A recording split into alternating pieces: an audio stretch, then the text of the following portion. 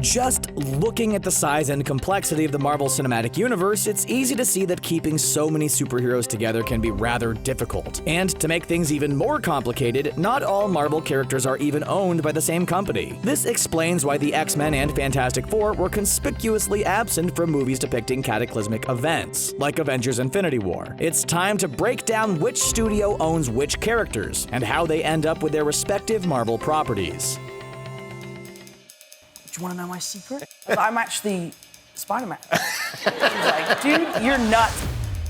There are tons of great Marvel heroes, and everyone has their own favorite. But ever since he first appeared in the pages of Amazing Fantasy number 15, Spider-Man has been one of the most popular superheroes of all time. This now classic character stood out among the other superheroes who graced the pages of comic books because audiences had never seen a seemingly average kid like Peter Parker suit up and become a superhero before. Soon the friendly neighborhood Spider-Man was wildly popular and got his own series in Marvel Comics. With that in mind, it doesn't sound too strange to learn that Spider-Man was the first Marvel character who swung from the pages of a comic book into the big screen. But there's a lot more to this story than meets the eye. Spider-Man was created when Peter Parker was bitten by a radioactive spider, but the origin story of his character's license is a bit more complicated. The first time Marvel sold the rights to Spider-Man was back in 1985, when superhero movies weren't really a thing yet, let alone the box office behemoths that they are today. The last big superhero movie craze had been the Superman franchise, and even that petered out with Superman 3 in 1983. It wasn't until Tim Burton's Batman came out in 1989 that the public started getting even vaguely interested in more superhero movies. So while comic book fans couldn't get enough of Spider-Man, most big studios simply weren't interested in taking a risk on this masked web-slinger.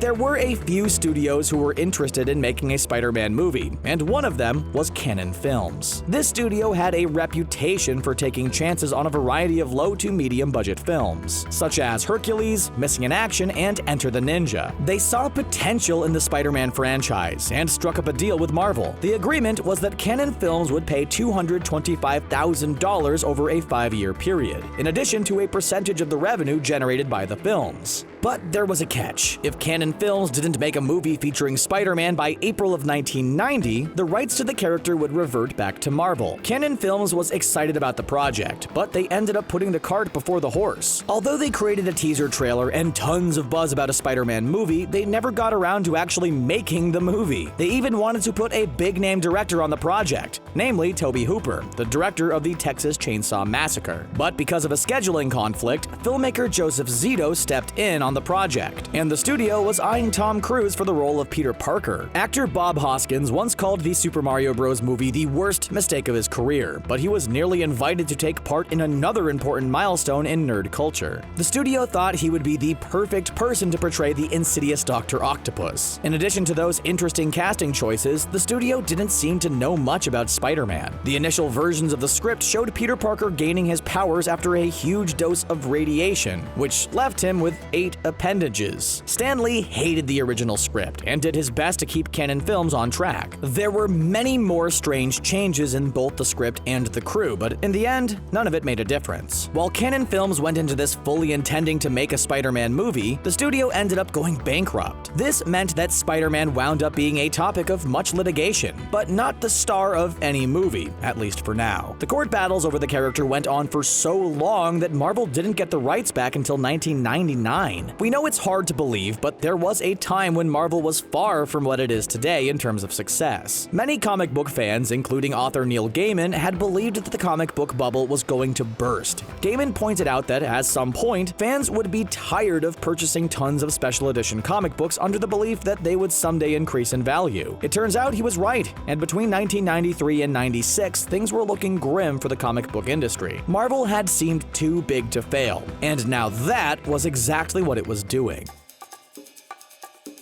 Just like in the comic books, Spider-Man showed up just in time to save the day. Marvel was desperate for money when they finally got the rights back, and it turns out they had an interested buyer, and it wasn't a small studio like Cannon. Sony Pictures was looking to get into the superhero game, or at least executive Yair Landau was. He wanted the rights to Spider-Man, but Marvel offered him a package deal. Their now former CEO and current chairman, Ike Perlmutter, knew the company desperately needed the money, so he was willing to unload the rights to even even more heroes to keep Marvel afloat. He offered to sell Sony not only Spider-Man, but many other popular characters, including Iron Man, Thor, Black Panther, and Ant-Man. The price for this package? A mere $25 million.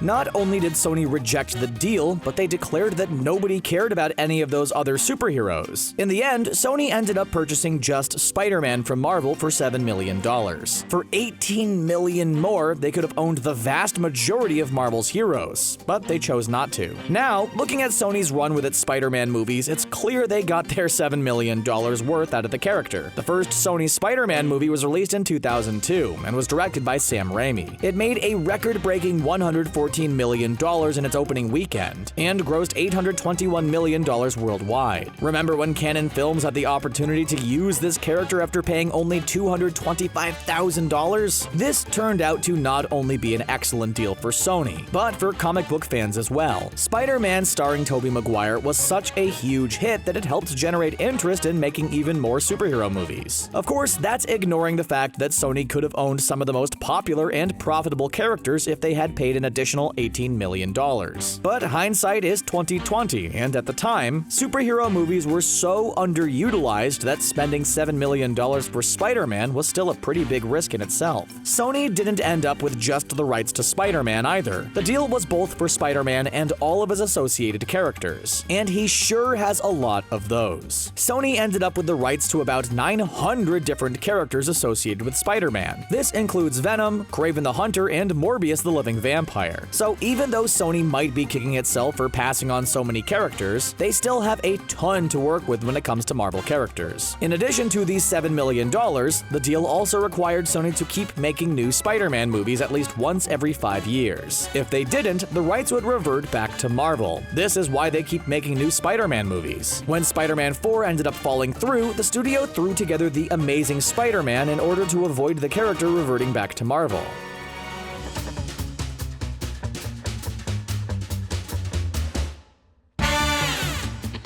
Another classic Marvel comic staple is the Fantastic Four. If you're not a comic book fan, your experience with these amazing Marvel characters may be rather limited. But on the pages of comic books, these characters have so much potential. During the 80s, when Marvel sold off Spider-Man, they also found someone interested in the Fantastic Four, in the form of German producer Bernd Eichinger, who owned Constantine Films. The deal was that Eichinger would option the rights to the Fantastic Four and Silver Surfer, as long as he made a movie within the next 7 years. In total, he paid $250,000 for the rights to create a Fantastic Four movie, which is about what Canon Films paid for Spider-Man. Before he knew it, Eichinger was running out of time, and he desperately didn't want to lose the ability to profit from these characters. The budget for this movie was a paltry $1 million, and allegedly, the film was catastrophically bad. We say allegedly because the movie was never released. It's not unheard of for movies to end up going straight to video without a theatrical release. But this movie didn't even accomplish that. Comic book legend Stan Lee has accused Eichinger of throwing together a movie simply to retain the rights and believes he never intended to release the movie. But if that's the case, it was a surprise to the cast and crew, who went out and promoted the movie, which would never be released.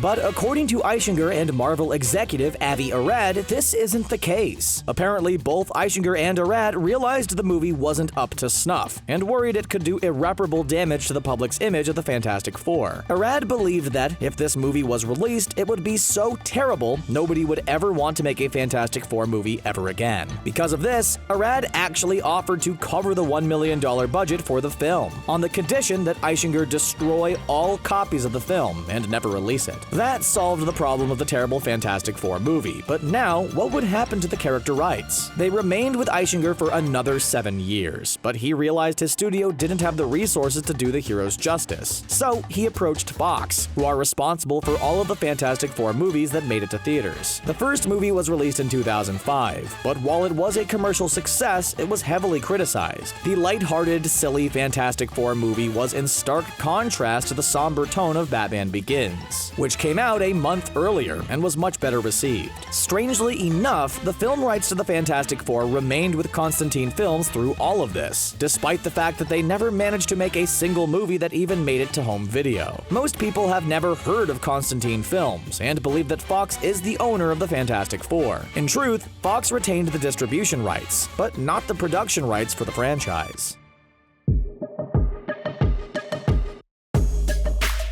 Fox ended up with not only the Fantastic Four, but some other extremely popular Marvel characters as well. They bought the rights to the X-Men from Marvel in 1994 for the price of $2.6 million.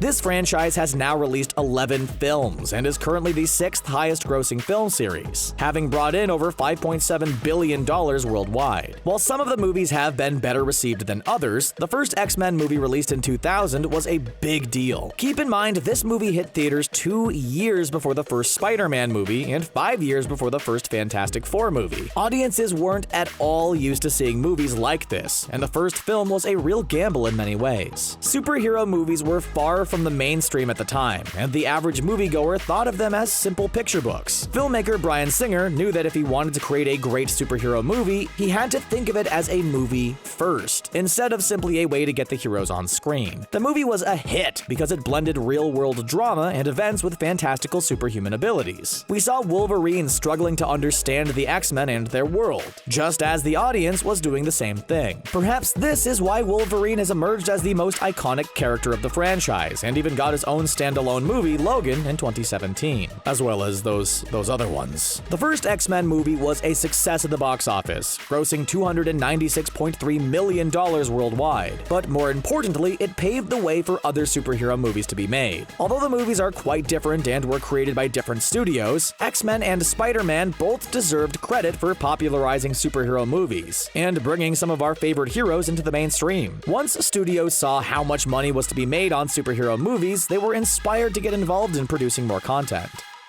Oh God, I don't feel well. Oh, what the? Deadpool is another Marvel character owned by Fox, who's played an important part in the current superhero movie landscape. We first saw Deadpool make a brief appearance during the movie X-Men Origins: Wolverine. He was played by actor and Deadpool fanatic Ryan Reynolds, but the character was widely criticized and comic book fans weren't happy about the portrayal. Thankfully, fans were treated to a much improved Deadpool movie in 2016. The movie had been in the works since 2010, but it took quite a while for everything to fall into place. Unlike other popular superhero movies, Deadpool was released with an R rating, which was a risky move, and there were other factors which made its release somewhat precarious. The past few superhero movies hadn't gone over well, and many wondered if the genre was coming to an end. The 2015 Fantastic Four movie released by Fox had been an absolute disaster, and the highly anticipated Avengers: Age of Ultron failed to hit its targets. Although Ant-Man fared well enough at the box office, its pre-production was plagued with issues to an absurd extent. In addition to these factors, the character of Deadpool was virtually unknown to non-comic book fans, whose only experience with the Mark with the Mouth had been in X-Men Origins: Wolverine. But the movie was a hit, and proved not only that audiences loved Deadpool, but that an R-rated superhero movie could go over well with audiences. The movie made $783 million worldwide, which is impressive, but less than some superhero movies which came out that same year. This includes Batman v Superman: Dawn of Justice, which grossed $783 million, and Captain America: Civil War, which grossed $1.15 billion.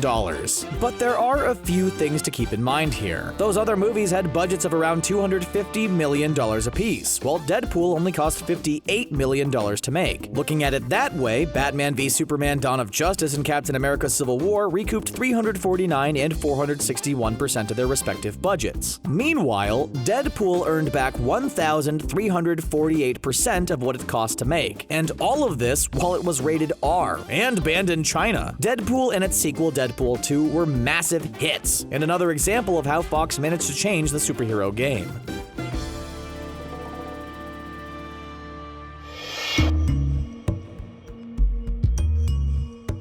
The late Stan Lee was known for being the face of Marvel Comics and a creator of many beloved characters, but he was also a man with a vision, and that included taking superheroes outside of the pages of comic books and onto the big screen. When Spider-Man was sold to Canon Films, he was devastated that such a small studio had ended up with one of his favorite characters. Marvel had tried its hand at producing movies before, and it had never gone over particularly well. Their first theatrical release was Howard the Duck, which came out in 1986, and was a dismal failure at the box office. Marvel spent $37 million in order to make the film, which only brought in $38 million at the box office. Although Howard the Duck has gained a cult following since then, as well as a cameo in Guardians of the Galaxy, it was hardly the success Marvel was hoping for. But in 1998, some good luck finally came Marvel's way with the movie Blade, which was distributed by New Line Cinema. At the time, it was considered a rather dark superhero movie, which had a budget of $45 million and grossed $131.2 million worldwide. The film received mixed reviews from critics, but like Howard the Duck, it amassed a cult following. Although, unlike Howard the Duck, it made the studio some money and earned the subsequent movies Blade 2 and Blade Trinity. The movie was a success overall, but not particularly where Marvel was concerned. Reportedly, Marvel only made $25,000 off of the first Blade movie, which wasn't going to do much to keep them afloat. Avi Arad was more than just a higher-up at Marvel. He was a huge comic book fan himself, and he truly believed Marvel was sitting on a gold mine in the form of their characters. He claimed that he had practically given away billions of dollars worth of characters for very little in return, and it was time they started making some money. When they sold the X-Men to Fox, they only got a single flat fee, and from Spider-Man and Spider-Man 2, they only got $62 million out of the $3 billion it earned at the box office for Sony. By now, the X-Men and Spider-Man were hugely popular, making it less of a risk to produce superhero movies, and as it happens, because Sony turned them down, Marvel retained the rights to the vast majority of their characters. This was Marvel's last chance to bring their characters to the big screen and do it right. Marvel was tired of letting other studios control their characters, while hoping for a pittance of the profits they generated. They were going to have to stand up and begin producing their own content if they wanted to stay competitive.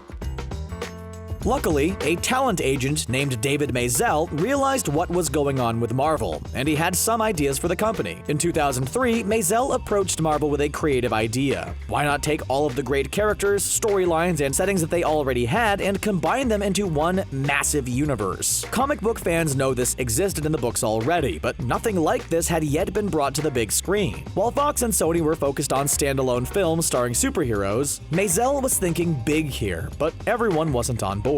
Many Marvel employees remembered previous years all too well, when the company was on the verge of bankruptcy. Thanks to some clever merchandising deals, the company now had about $600 million, and stock was selling at $17 a share. But there were many who didn't want to take such a risk. Maisel was persistent and pointed out that they were allowing their characters to languish with other studios who might not even use them, and if they do utilize them, they might do so in a way which doesn't do them justice. In order to set his plan into place, Maisel needed money, so he struck up an unorthodox deal with Merrill Lynch. In 2005, Merrill Lynch agreed to provide $525 million over an 8-year period in order for Marvel to create movies using its characters. These characters were Ant-Man, the Avengers, Black Panther, Captain America, Doctor Strange, Hawkeye, Nick Fury, Power Pack, and Shang-Chi, the Master of Kung Fu. If the first 4 movies created by Marvel failed, they would have to forfeit the movie rights to the remaining characters. But Marvel would still retain the merchandising rights and a right to 5% gross profits from their characters. So at least Marvel had some assurance they wouldn't be completely devastated if the plan failed, and this list of characters includes some big-name heroes like the Avengers, and Marvel wanted to feature them in films first. That way, if the movies flopped, they would at least retain the rights to the characters. There was just one small problem with this plan. Many of the characters already belonged to other companies. A movie about Iron Man had been in the works since 1990, and at different times had belonged to Universal Pictures, Fox, and New Line Cinema. But by 2006, it was clear none of them was going to actually make an Iron Man movie. So Marvel had no trouble reclaiming their character. But Tony Stark wasn't the only member of the Avengers that Marvel still had to assemble. Black Widow had been purchased by Lionsgate, but they decided against using her character because they didn't believe a female-led film would perform well at the box office. With this in mind, they were only too happy to strike up a deal for her return to Marvel. There was a time when Sam Raimi was working on a film adaptation of Thor through Sony, but that had long since been abandoned. The character was shuffled around a little bit between studios before ultimately returning home to Marvel.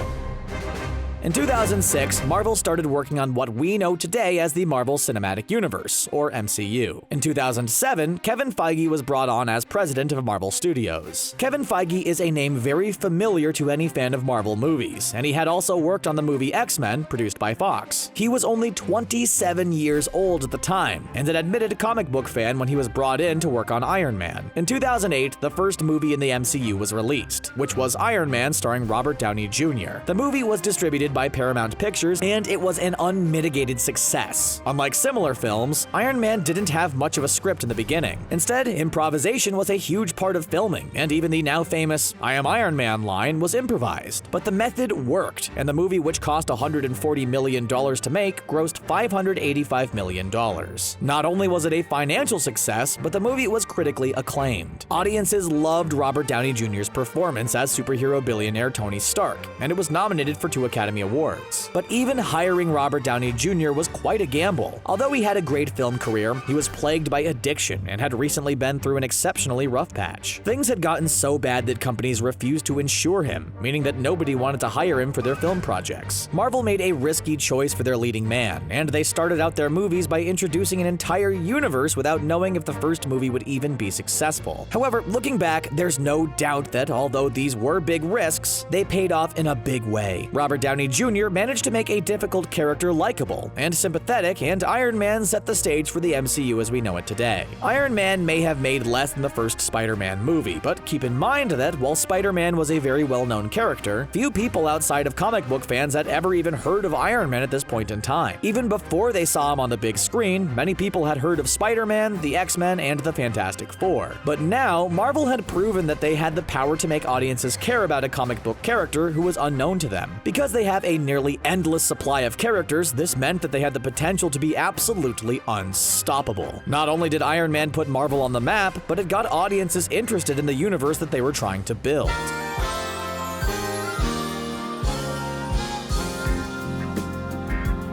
So many beloved Marvel characters have ended up at various studios throughout the years, and the Incredible Hulk is one of them. Despite being a founding member of the Avengers, the Hulk doesn't completely belong to Marvel Studios. Universal Pictures purchased the rights for the Hulk, and in 2003, they released the movie Hulk. It was considered a commercial success, taking in $245 million worldwide with a budget of $137 million, but overall it didn't seem to go over well with critics. The movie had some great visual effects, but the Hulk CGI was pretty troublesome, and overall, the movie was bleak. Because Universal waited so long to come up with a sequel to Hulk, they lost out on the rights to the character, which then reverted back to Marvel. But it's not that straightforward. Although Universal can't make their own movies about the Hulk, they still maintain the right of first refusal when it comes to distribution, which means that when a new Hulk movie comes out, Universal can choose whether or not they want to distribute it. So although Marvel Studios created the next movie in the series, it was still distributed by Universal. In fact, many fans forget the 2003 Hulk even existed, because just a few years later, in 2008, we got The Incredible Hulk starring Edward Norton. The movie was a remarkable improvement over Hulk, both in terms of special effects and the story. The Incredible Hulk was created by Marvel Studios, but distributed by Universal. When it became time for Hulk to join up with the Avengers, Ed Norton was replaced by Mark Ruffalo, who's played Bruce Banner in all subsequent films. Of the Avengers, Iron Man, Thor, and Captain America have all had multiple standalone movies. But despite being a popular character, the Hulk has never gotten his own film after the first Incredible Hulk. Some fans wonder if the Universal deal has something to do with Marvel's reluctance to give Hulk a sequel, but others believe it's simply not a priority because his standalone storyline isn't overly important in the grand scheme of the MCU. What makes the Hulk an interesting character is the duality between Hulk and Bruce Banner, but this also makes Hulk an often unreliable teammate and a difficult character to make a compelling movie about. Audiences love the Hulk, but most seem to prefer other characters, and Marvel has no shortage of those. This seems like the most logical explanation as to why we haven't had a sequel to The Incredible Hulk. Hulk isn't the only character stuck in the strange limbo between Marvel and Universal either. Namor is also in the same place as Hulk, although it's rumored he'll be joining the MCU during Phase 4. In the comic books, Namor has been both a hero and a villain, and has a lot of involvement with Wakanda, specifically the Black Panther. Namor is a comic book character fans would love to finally see on the big screen. Then there's She-Hulk, who Universal still owns the rights to. There's no end in sight for She-Hulk, and there's no clarity as to when or even if we'll ever get the chance to see her on the big screen.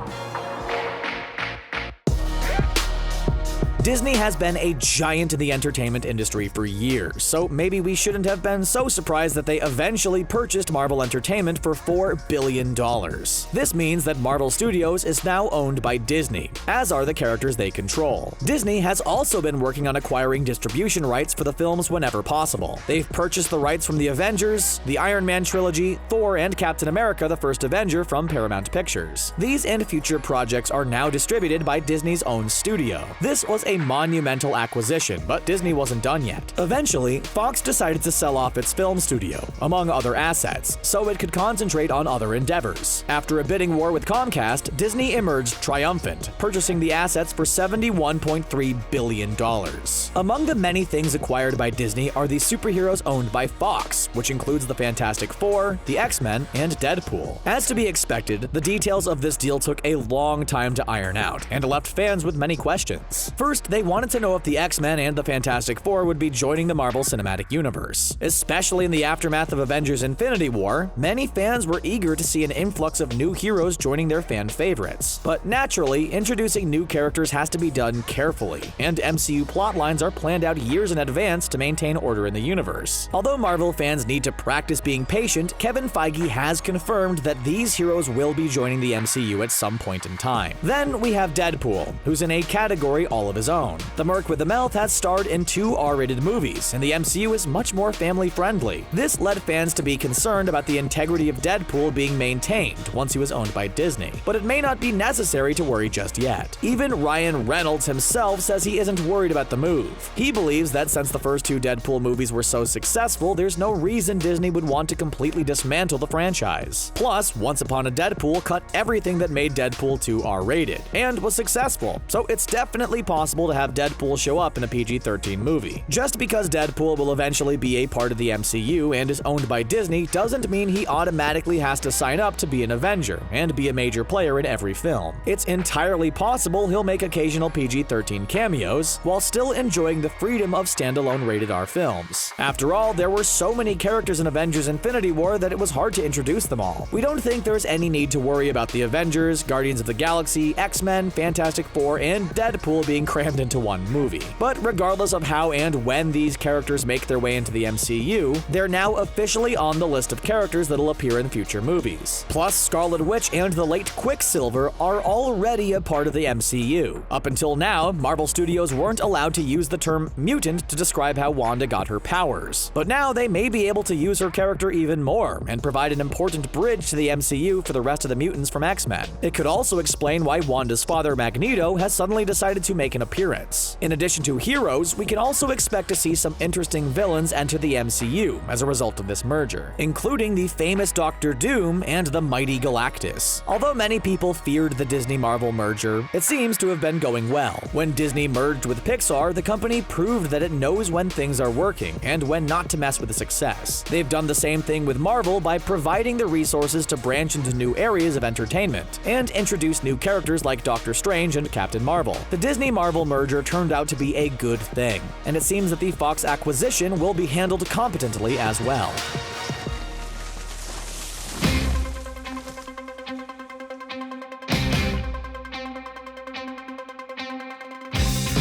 At this point, Sony seems like the holdout when it comes to Disney completely taking over Marvel. They've even come up with their own version of the MCU, which they call Sony's universe of Marvel characters. Sony claims to have big plans for the future of Marvel characters, and let's not forget that, in addition to big names like Spider-Man and Venom, Sony owns about 900 Marvel characters. They have more than enough material to create their own cinematic universe. And don't forget that Sony needs to keep putting out movies with these characters in order to maintain the rights to them, because Disney Marvel would love to add them back to their collection. That being said, those who aren't caught up with their MCU lore might be a bit confused right now. The latest incarnation of Spider-Man is played by actor Tom Holland, who's made a few appearances in the MCU already. He showed up to help out the Avengers in Captain America Civil War and Avengers Infinity War. These are in addition to his 2 standalone movies, Spider-Man Homecoming and Spider-Man Far From Home, that's set to come out in July 2019. We also expect to see him make an appearance in Avengers Endgame. However, Sony still has the rights to the character and is able to distribute and profit from his standalone films. Marvel Studios won't see any box office revenue from either Spider-Man Homecoming or the sequel Spider-Man Far From Home, but they do own the merchandising rights to Spider-Man, meaning there was still a way to profit directly from this endeavor. In addition, it also helps enhance the world of the MCU and build their brand. After all, after The Amazing Spider-Man and The Amazing Spider-Man 2, the fact that Marvel Studios was able to create such a great new Spider-Man is nothing short of impressive. impressive. But as far as Civil War, Infinity War, and Endgame are concerned, Marvel Studios didn't pay Sony any money to use Spider-Man. So why would they agree to such a deal? Well, keep in mind that Sony needs to keep using the character in order to retain him. And other than Spider-Man and Spider-Man 2, their movies starring Peter Parker haven't gone over terribly well. By stepping back and letting Marvel handle it, they've received a totally rebranded and immensely popular character. Their options were limited to waiting long enough for a plausible reboot or letting Marvel take charge for a while, and they chose the latter. The deal between Marvel and Sony allowed for Spider-Man to be used in 5 films, of which Spider-Man Far From Home will be the last. At that point, Sony will have the option of taking back the latest version of Spider-Man, and considering the fact that they're working on creating their own universe, it wouldn't be at all surprising if they did so. After all, many fans were already surprised that Spider-Man didn't show up in the movie Venom. In the comic books, the alien symbiote bonds with Peter Parker, which is where he gets most of his powers and the white spider on his chest. But in the movie, Venom just goes straight to Eddie Brock, and the Venom and Spider-Man connection is ignored. But this happened because Spider-Man is currently in the MCU. If Tom Holland's Spider-Man showed up in Venom, it would mean that Sony's world is connected to the MCU somehow. Whether or not Spider-Man stays in the MCU or in Sony's universe of Marvel characters remains to be seen. But Sony does have some projects in the works which Marvel fans are very excited about. One of them is Morbius the Living Vampire, which will star Jared Leto as the titular character. There was talk about making a movie called Silver and Black featuring the characters Black Cat and Silver Sable. However, Sony was never able to get the project off the ground, and it ended up getting dropped. Although the characters have been promised standalone movies at some point, when that occurs is unknown. Other characters in talks to get their own movies through Sony are Cindy Moon, Jackpot, and Nightwatch.